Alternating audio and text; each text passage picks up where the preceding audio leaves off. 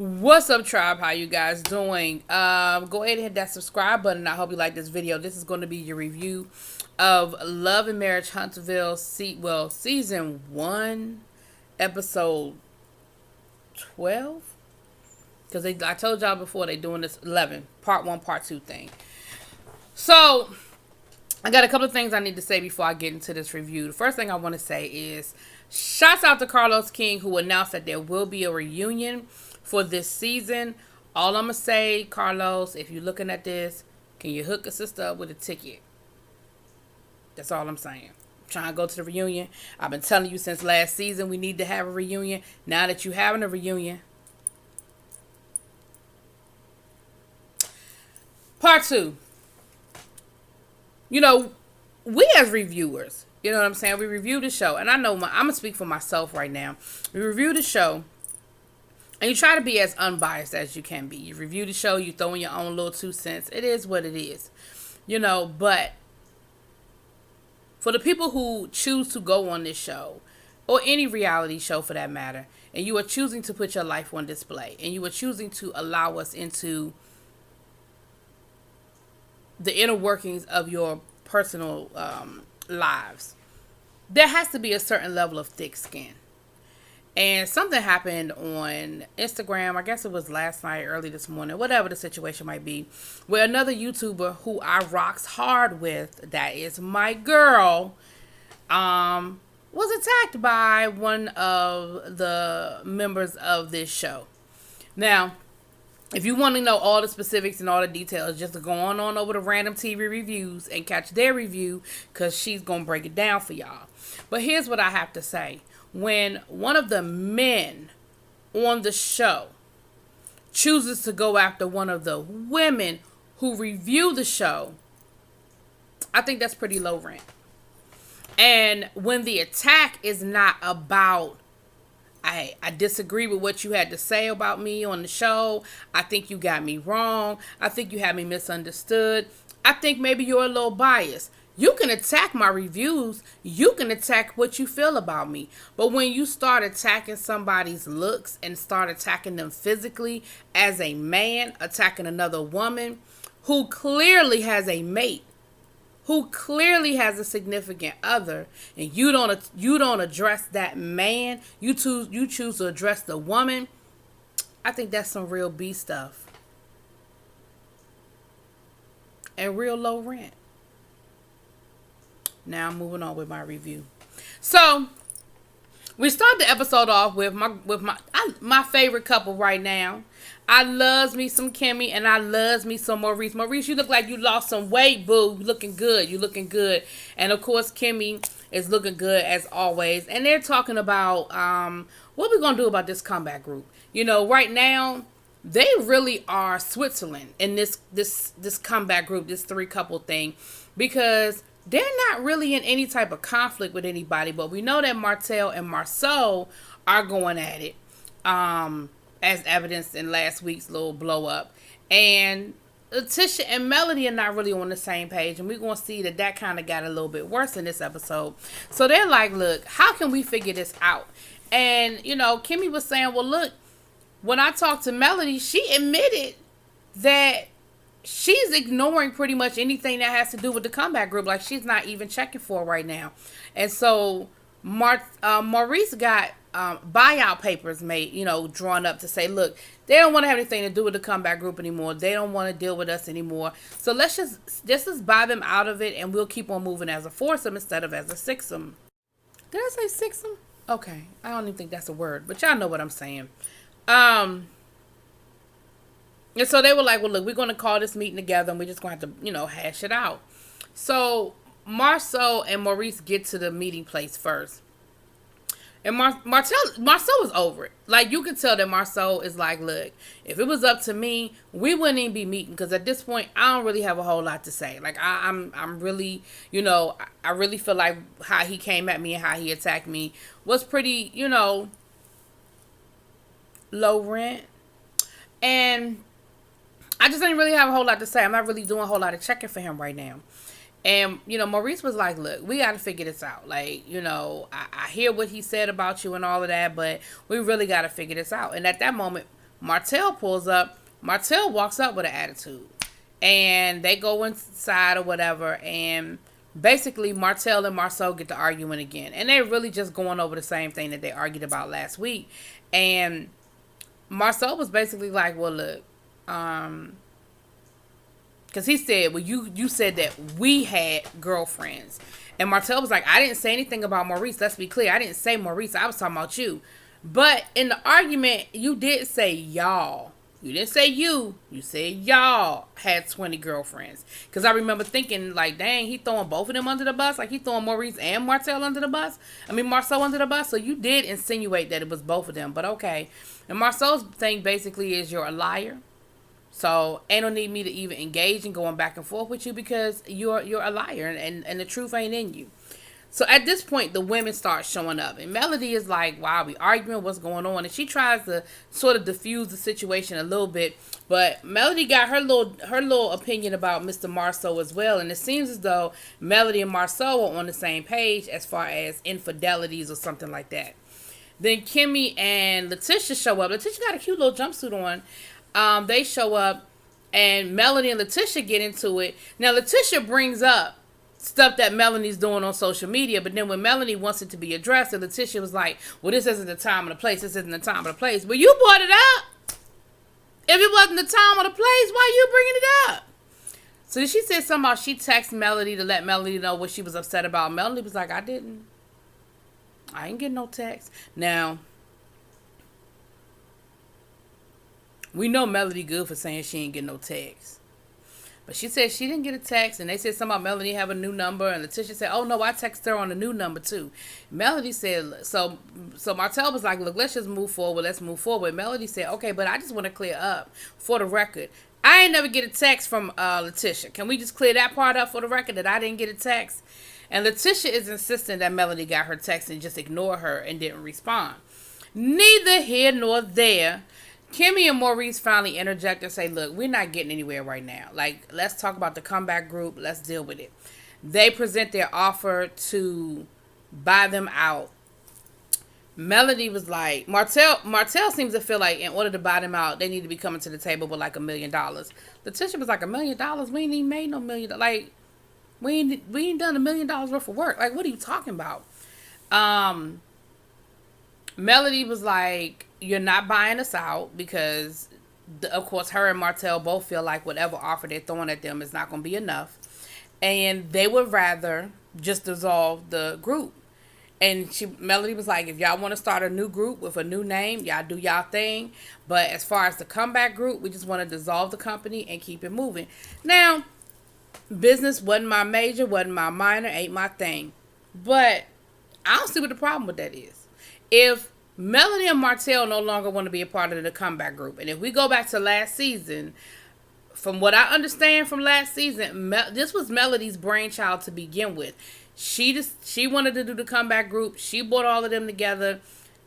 If the hosts no longer want to be a part of the comeback group, I don't see a problem with dissolving what exists, starting something new, and calling it something different. And hell, you can still call it the Comeback Group Inc., the Comeback Group Part 2, the Comeback Group. No, that's not going to work. That one isn't a good one. But I don't see the issue with it. But they don't want to do that. And basically that meeting ended with, well, that's what attorneys are for. We'll let the attorneys hash it out. Honey, then that's what attorneys are for, and let the attorneys hash it out.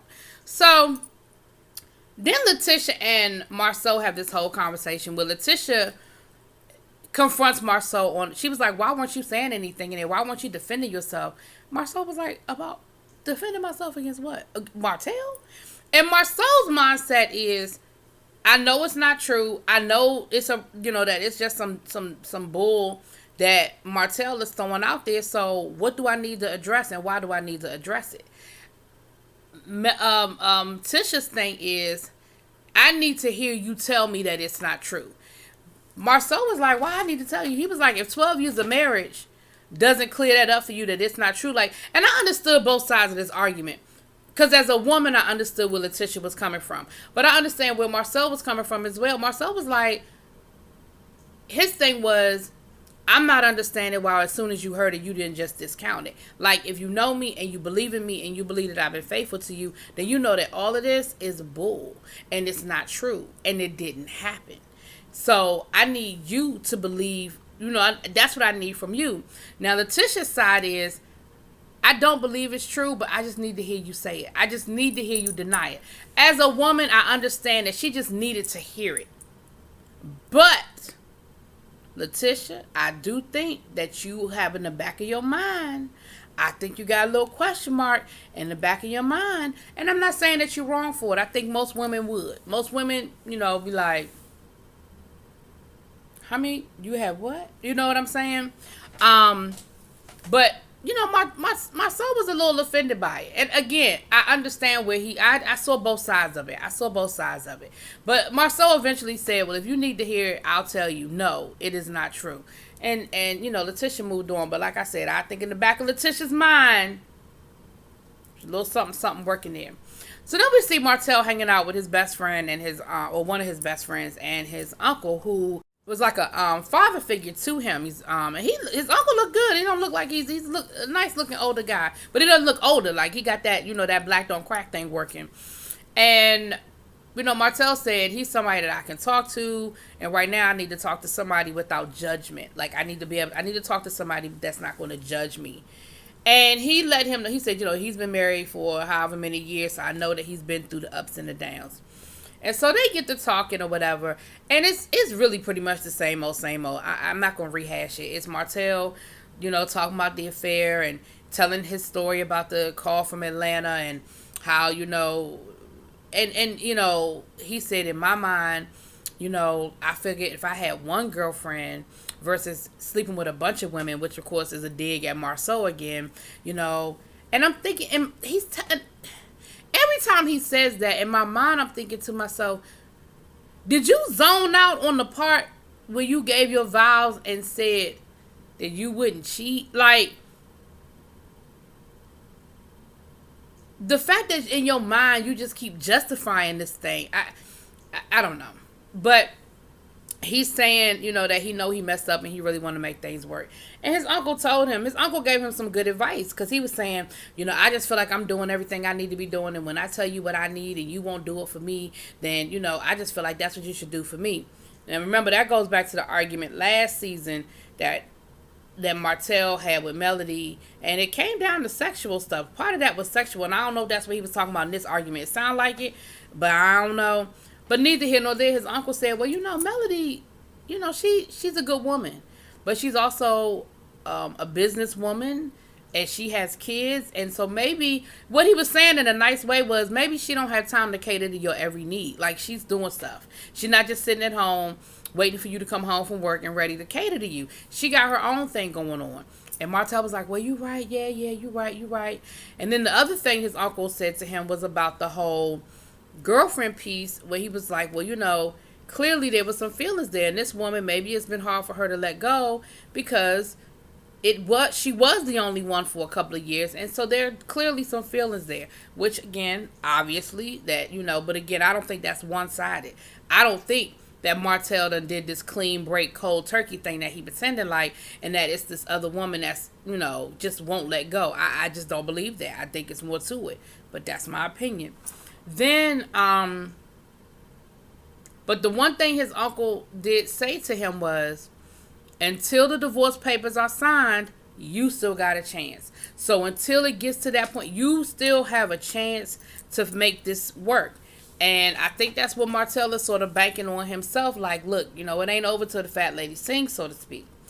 But it was an interesting conversation, and I don't think his uncle excused his behavior, but Martell said that's what he needed, so that's what he needed to hear.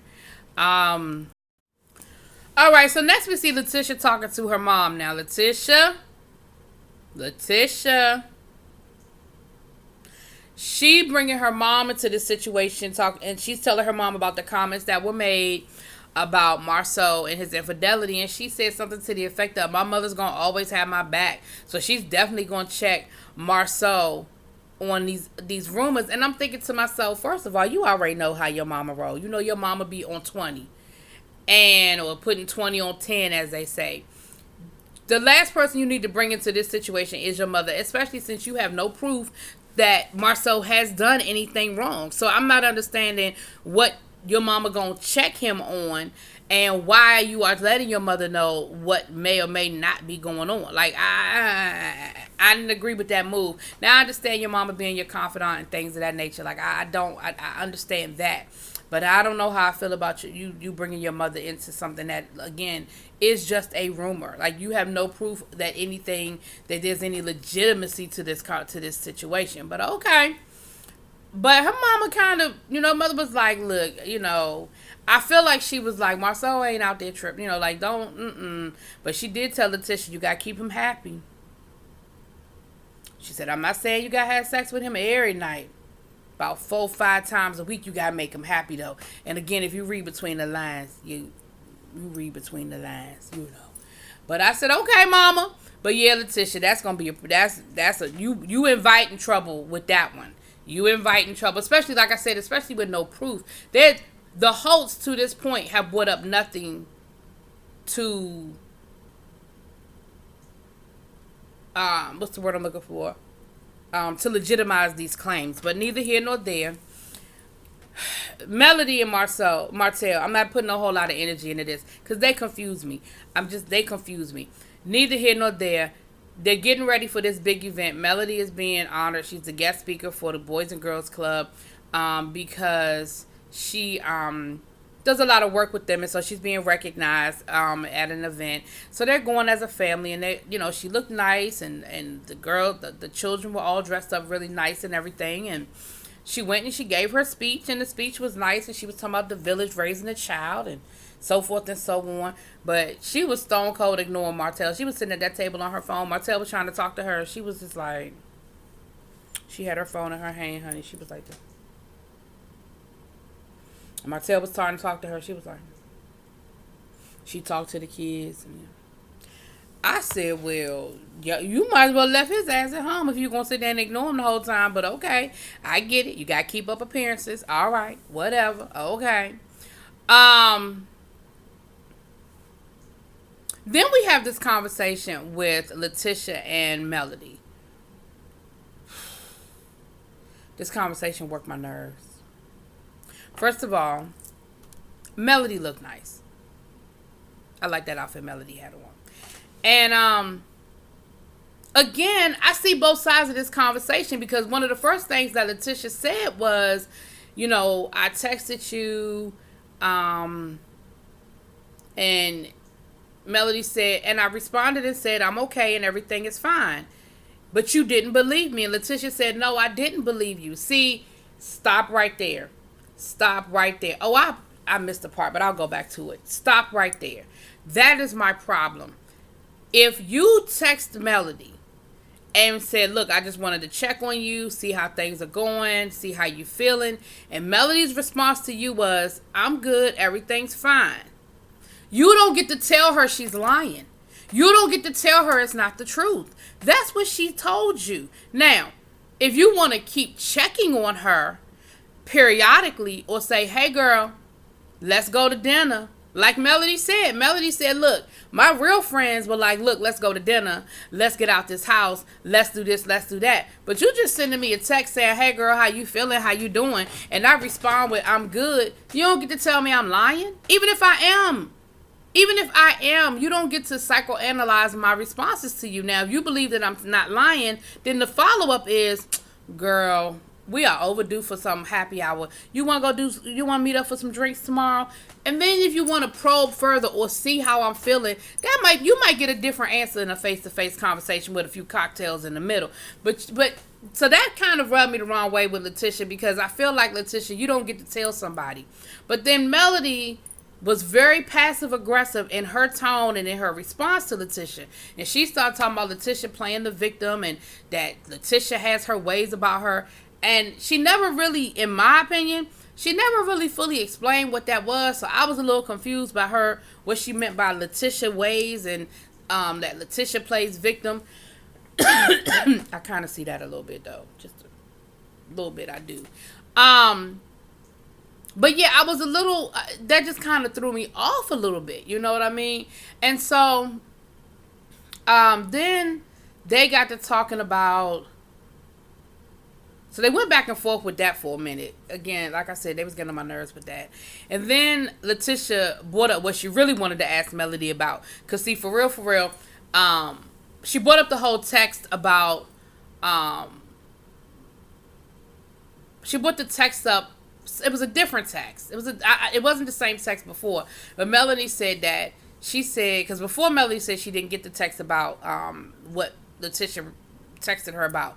But then, I already talked about the text. I'm sorry. So then Letitia brought up the fact that she had lost, her auntie and her grandmother, and that, she felt like, Melody didn't reach out to her, and she would have expected that. And in true Melody fashion, she said, well, I had family members pass away too, and you didn't reach out to me. And again, this tit for tat mess, you're never going to get anywhere if we're going to keep going back and forth tit for tat. I don't know if Melody did or didn't lose somebody. I'm not going to question that. But that's not the point. The point is, I'm saying to you, I've lost some family members in this interim, and I haven't heard from you, and you haven't spoken to me. And Melody's thing was, you're taking it personal that I haven't reached out to you, and it's not personal.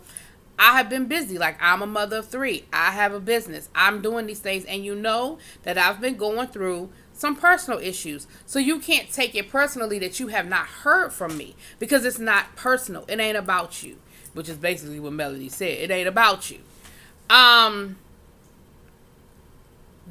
Letitia brought up what she really wanted to ask Melody about these rumors. And once again, Melody was being very passive aggressive, and she was insinuating that the rumors were true. And she told Letitia, you need to check your man when he out at the bar at 2, 3 in the morning. You need to find a babysitter for them kids, and you need to roll up on them. You need to go check and see what he getting into, she said, because, you think that, we got the, we the only ones that deal with infidelity, honey. You might want to check your man. And so Letitia, well, I know my husband's not unfaithful to me.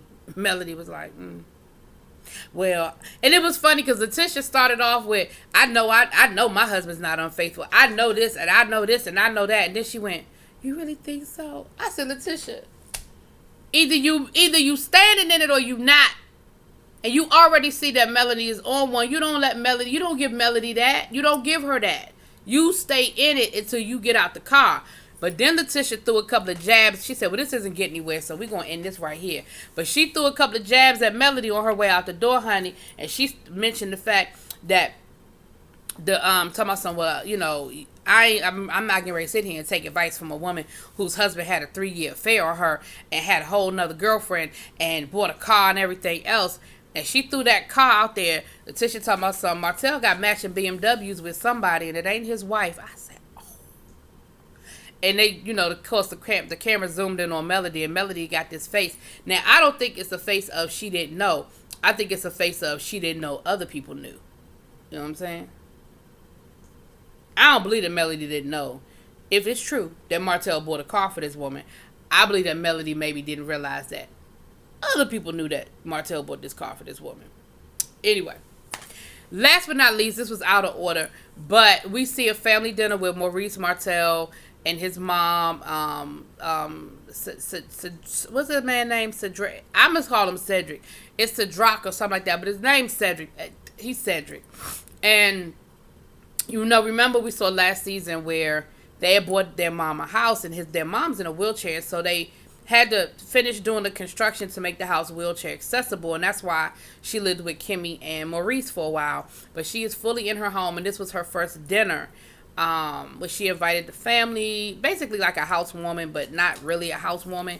And they had the family over and everything. And of course, when they got to say the prayer, her mom had all of them crying. I even had I had that Denzel Washington, like that one little tear right there, the little Denzel Washington tear right there.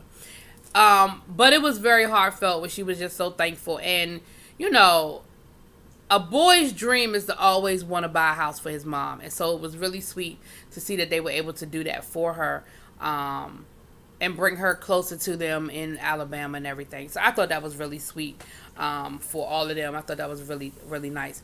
But what we find out in this conversation is, Cedric is, talking to them about what's going on with the comeback group and everything, and then letting them know what's going on and how things are not really progressing. And so he said, look, why don't I invite he said, would you be interested in fixing this? And Marsau's thing was, the personal relationship, yes. The business, no. I'm done. Like, I'm over the whole business piece of it. But the personal relationship, I would be interested in coming to the table and seeing if something can be worked out. Cedric has a lake house, so he's going to invite everybody to come up to the lake house and try to mediate something between Marsau and Martell. I think it'll be interesting to see how that works out. Again, I think Martell has decided that his thing this season is going to be deflection. Like last season, it was all about what Martell did and Martell's infidelities. So I think his idea is that we're going to deflect. Well, whether it's true or not, I don't know. I mean, I like you, Marsau, but I don't know. I don't know. But anyway, y'all let me know what y'all think. Oh, shouts out, Marsau. That's a pretty nice beard you got in this episode, Marsau. You are working that out. It's not a struggle beard at all. I see it's working out for you. Anyway, that's an Instagram joke, y'all. But anyway, y'all let me know what y'all think. Drop it on them comments. Peace.